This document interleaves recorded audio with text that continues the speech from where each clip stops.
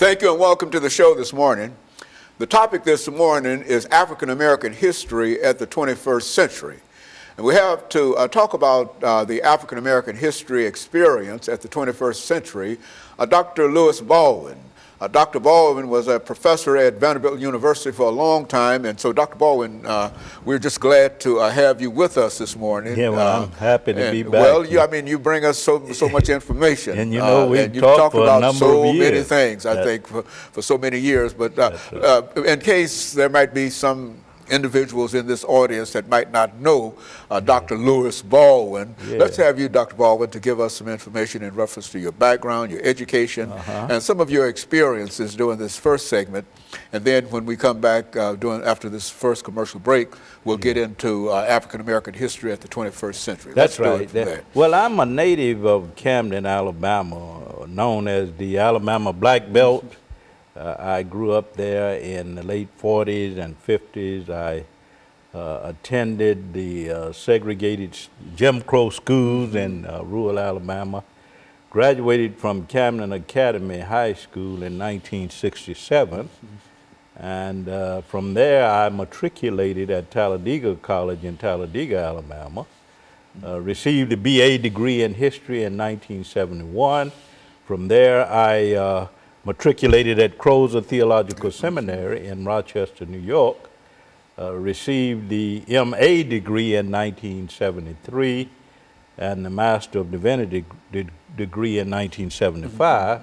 From there to Northwestern University, where I received the PhD in American Christianity in 1980. And since that time, I've actually been writing a lot about Martin Luther King Jr. and the Civil Rights Movement. That has been my primary focus in terms of my scholarship, in terms of my research.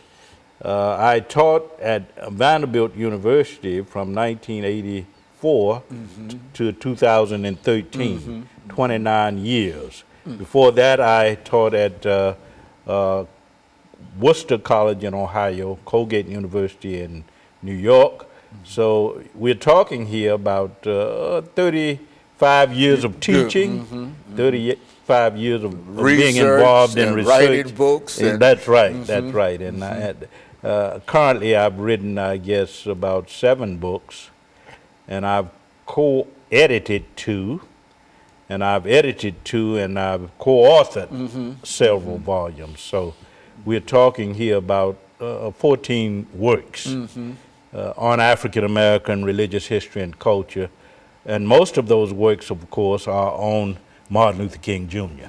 You know, Dr. Baldwin, you've got so much information dealing with Dr. Martin Luther King as well as the African American history experience itself. Yes, because you can't write 14 books dealing with the African American experience for the most part, even though you highlighted Dr. King without knowing something about the African American experience. That's right. And what we'd like to do today is to look at the establishment of the African American history experience in a formal sense, you see. And so let's start off by having you to give us some preliminary statements in reference to the African American history experience. Yes, I think when you look at African American history month, you have to first begin with a figure like Carter G. Woodson. Carter G. Woodson was born in 1875 in Virginia. He was the son of slaves. And he decided, after receiving a degree at University of Chicago, he got his MA degree from the University of Chicago and got his PhD from Harvard University, I think, in 1912. And Carter Woodson had this idea that the nation had to recognize the contributions, the achievements of African Americans to American culture, American history. So in 1915, he started the Association for the Study of Negro Life and History. A year later, 1916, Carter Woodson started what? The Journal of Negro History. And in 1926, a decade later, he started Negro History Week. And Negro History Week was actually a precursor to what we call Black History Month today. Negro History Week was started in 1926.